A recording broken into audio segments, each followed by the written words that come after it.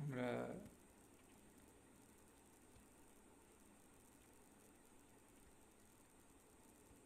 নিজেকে যতই ক্ষুদ্র ভাবি ততই যেন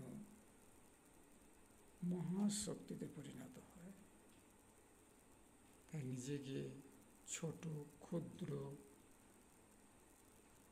যে যত ভাবেও, আমি তো নিজেকে বিরাট ক্ষুদ্র ভাবি, এতে মহাশক্তিতে পরিণত হই।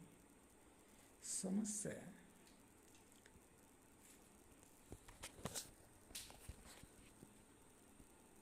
এখানে যে বিশ্বকে সৎ মানুষের বিস্তার কীভাবে হবে সেটা চিন্তা করছি। রক্ষা করতে গেলে বিশ্বকে প্রচুর সৎ মানুষের দরকার, সৎ পথপ্রদর্শক দরকার, পবিত্রতা, জ্ঞান, বোধ, বোঝা, এগুলো দরকার। কিন্তু এগুলো হারিয়ে ফেলতে হবে না। তাই সৎ পথ, যেমন ঠাকুর শ্রী চরণকমলচন্দ্র, তিনি লেখাপড়া বেশি করেননি, কিন্তু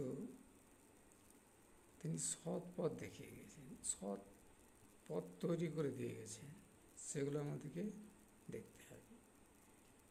বিবেকানন্দ, কিন্তু এই সংসারের মধ্যে